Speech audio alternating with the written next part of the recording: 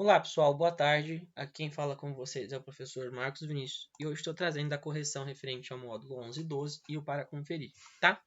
Inicialmente nós já fizemos os exercícios do módulo 10 e este daqui é a correção comentada da parte seguinte. Então, a questão de número 1 vai falar para a gente explicar a seguinte afirmação: tanto a filosofia quanto a ciência moderna, elas diferenciam-se do senso comum. Bom, pessoal, a gente tem que ter por base que tanto a filosofia quanto a ciência, elas transcendem o conhecimento empírico. Elas vão além do conhecimento empírico, né? Nós não ficamos limitados a esse conhecimento cotidiano que nos é passado de acordo com o nosso dia a dia, né? A filosofia, ela tem o conhecimento, né? Ela busca aí o conhecimento da essência do ser humano e a ciência, ela busca um conhecimento mais metodológico, né? De fatos e questões específicas. Então, diga-se de passagem, ambos eles são diferentes do senso comum porque nós não adquirimos apenas com a vivência. A vivência ela também agrega, mas não apenas a vivência. Nesse sentido, vai determinar esse tipo de conhecimento, o que seria comum, né, no senso comum, de fato. Então, vamos lá. Então, a ciência moderna e a filosofia, elas aspiram à construção do conhecimento racional, né? Ambos, né? Elas buscam a construção, né, do conhecimento racional a partir do questionamento crítico da realidade. Tanto a filosofia quanto a ciência, elas vão questionar a realidade, e isso a gente viu nas nossas aulas, né? E elas fazem esse questionamento sem aceitar respostas superficiais sobre as perguntas que desafiam a inteligência humana e as opiniões apresentadas sem argumento convincente. Também no caso da ciência, podemos ressaltar aí as experimentações, né? Os métodos que são utilizados para a realização de experimentações para se atingir o conhecimento científico, né? Tem uma maneira correta para se fazer isso.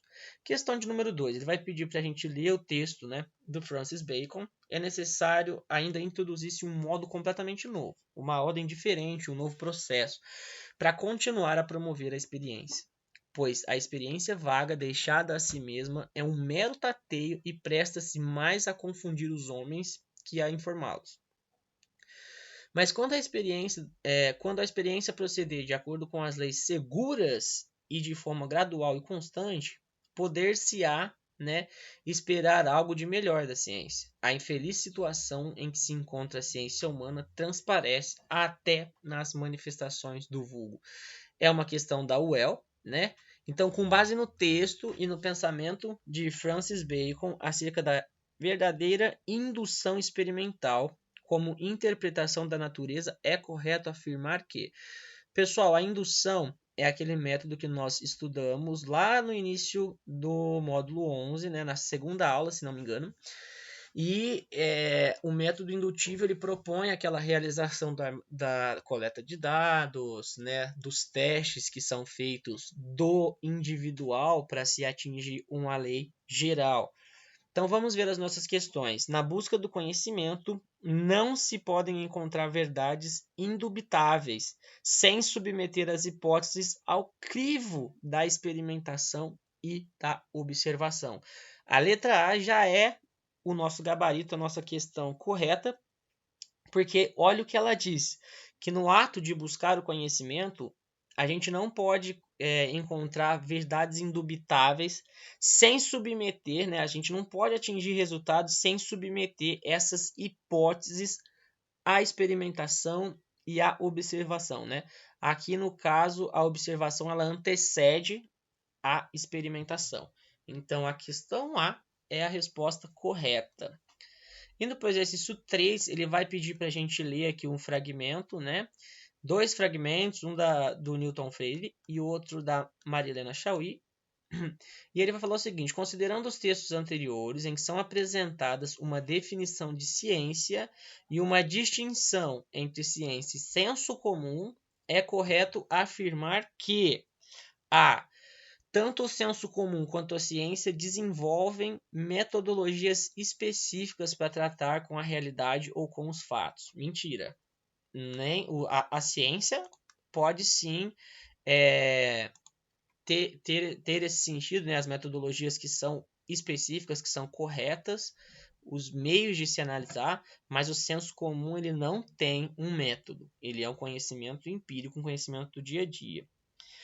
O senso comum tem papel fundamental na elaboração de teorias científicas, pois é por meio das observações empíricas, base do senso comum, que a ciência interpreta a realidade. De maneira alguma, né? A ciência ela tem que ter um método próprio de análise. Letra C.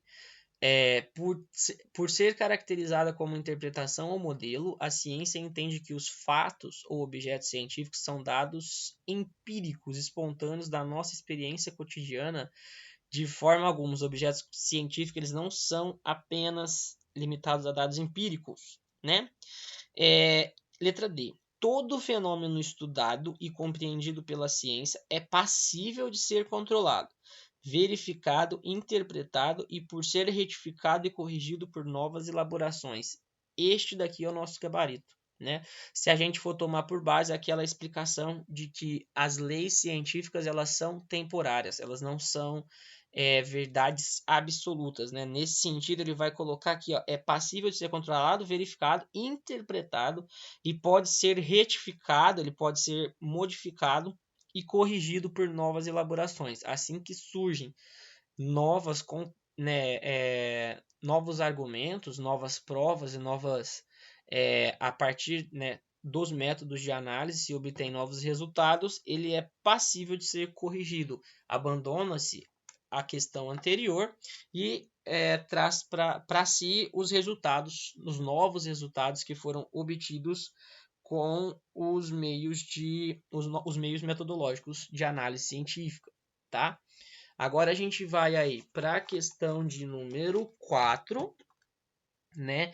Outra questão da UEL, a figura do homem que triunfa sobre a natureza bruta é significativa para se pensar a filosofia de Francis Bacon.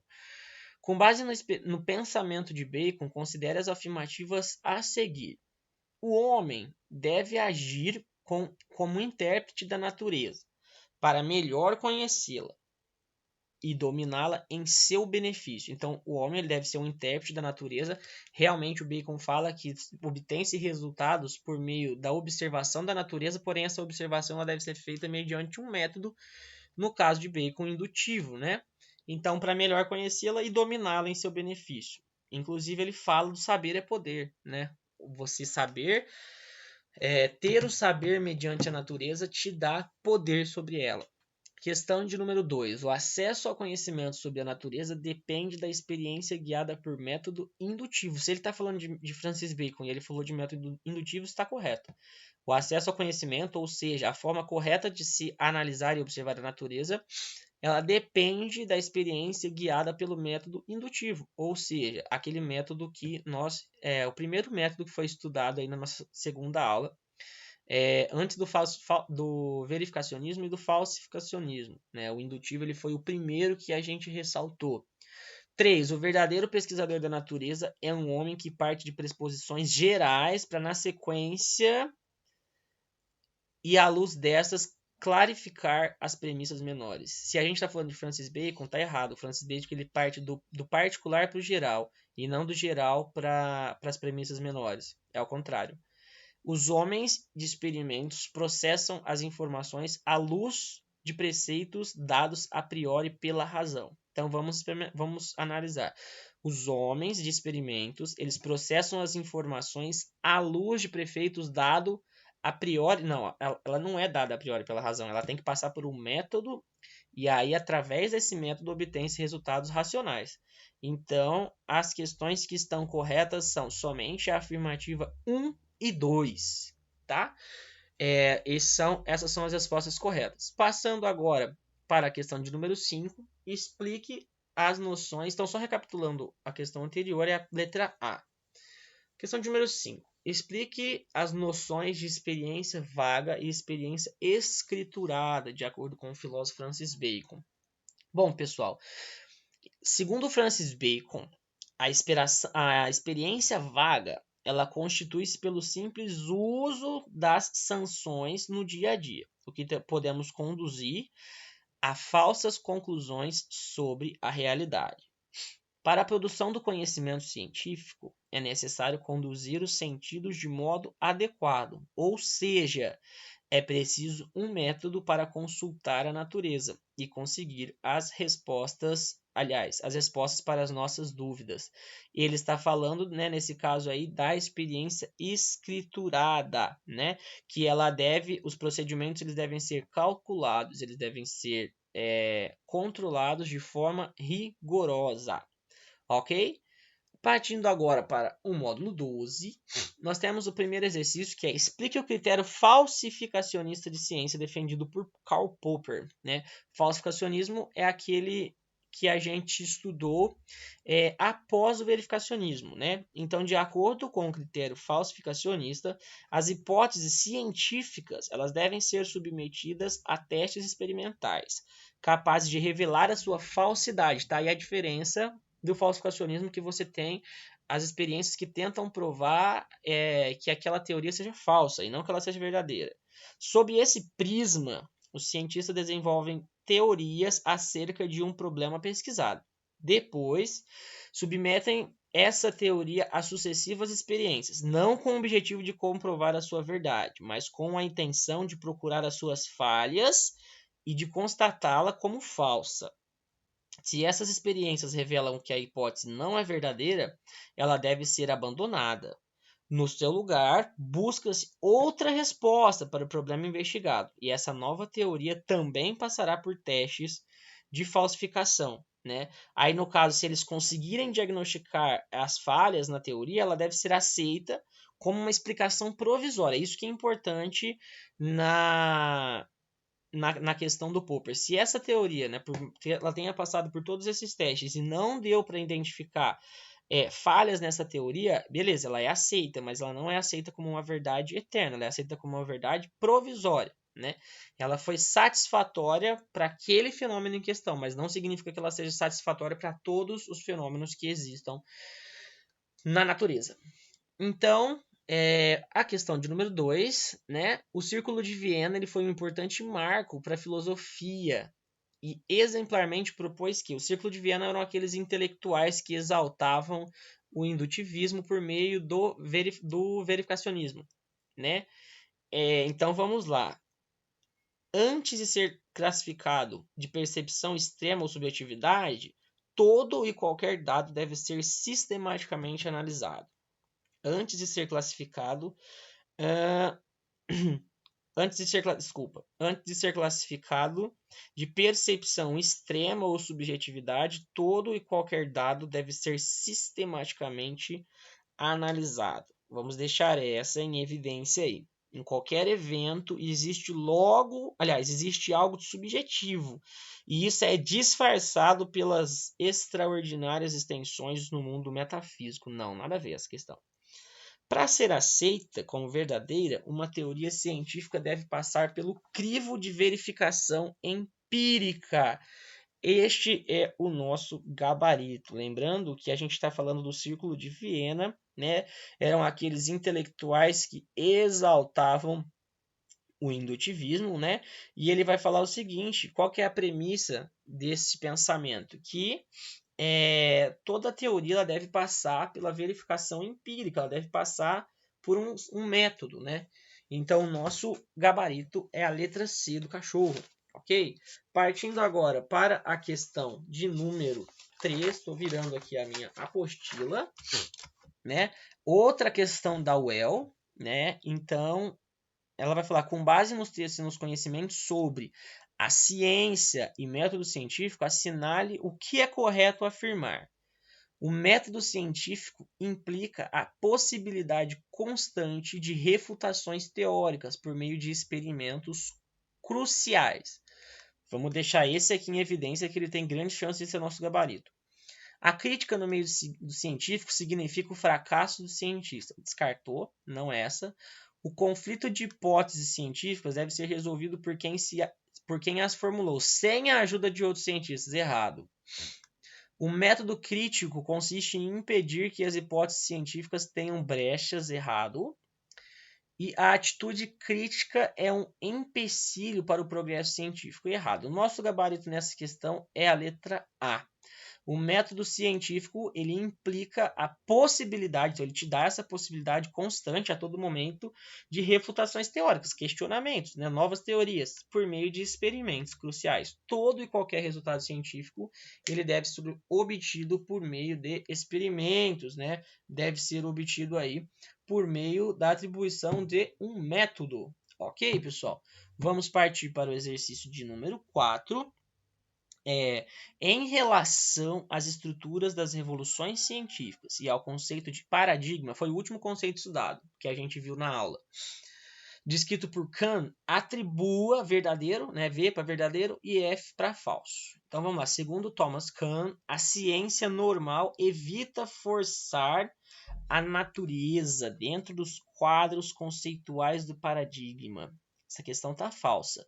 A ciência normal ela não tem por objetivo forçar a natureza, evitar forçar, perdão, né, a natureza dentro dos conceitos do paradigma. Ela pode forçar a natureza dentro dos conceitos do paradigma, porém, a gente não transcende aí para, no caso, uma ciência extraordinária, que seria um outro caminho diferente do caminho da ciência normal, para que a gente encontrasse o resultado. Mas dentro do que o paradigma considera normal, você pode forçar sim a natureza dentro desses quadros conceituais. Então essa questão é falsa.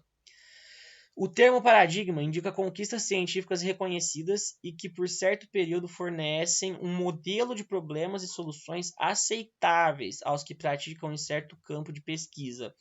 Essa resposta está correta. Paradigma, eles são, né, aquele conjunto de cientistas que eles detêm um padrão, né, de análise, um padrão, né, de conquistas científicas obtidas e que eles dificilmente abrem espaço para que esse paradigma de fato ele seja questionado ou ele seja transformado. Essa resposta está correta.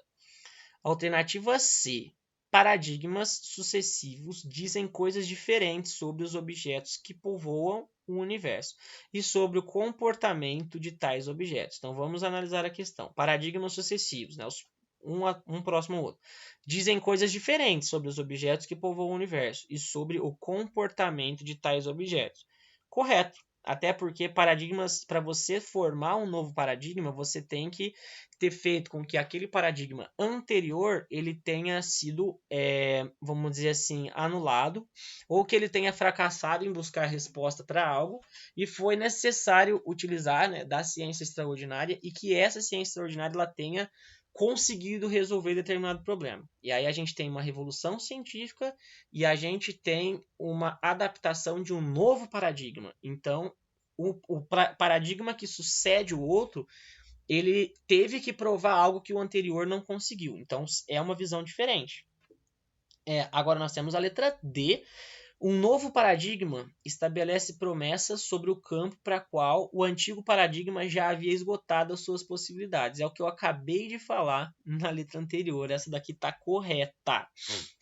E a última, a mudança de paradigma da ciência contemporânea fará com que ela alcance sua meta de verdade universal. Errada. A mudança de paradigma ela é sempre sucessiva que um próximo paradigma adiante ele venha a contestar e ele venha a estabelecer uma nova verdade provisória, né? A verdade ela não é geral e ela não é incontestável. Então, o gabarito nosso aqui vai ser a letra D. Falso, verdadeiro, verdadeiro, verdadeiro e falso. Ok, pessoal? Exercício de número 5 explique o conceito de ciência normal de acordo com Thomas Kahn. Bom, pessoal, para Thomas Kahn, a ciência normal ela refere-se ao conjunto de procedimentos científicos autorizados pelos paradigmas aceitos pela comunidade científica. Ou seja, as pesquisas desenvolvem-se em conformidade com os padrões de ciência vigentes, que já existem, né? Não existindo espaço significativo para inovações, a não ser que este paradigma ele tenha esgotado a sua condição de análise para determinada situação e seja necessário criar, né, através da ciência extraordinária, estabelecer um novo paradigma. Ou seja, então, ela refere-se à ciência que aceita, entre aspas, dentro dos padrões, né, que são os paradigmas. Ok, pessoal? Chegando aí para o nosso para conferir. Ele tem aqui, né, a imagem ao lado, que na verdade aqui está em cima, né? Ela refere-se diretamente à produção de conhecimento muito fácil. Nós estamos aqui dentro de um laboratório e nós temos 3 cientistas. Então, de fato, é a letra B, conhecimento científico incontestável.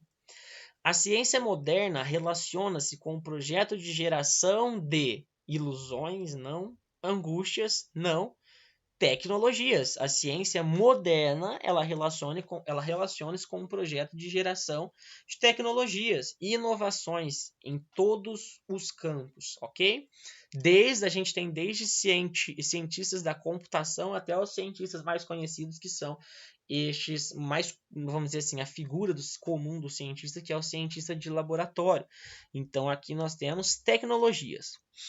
Módulo 11, questão 3. Assinale o tipo de experiência que não conduz o saber científico para Francis Bacon.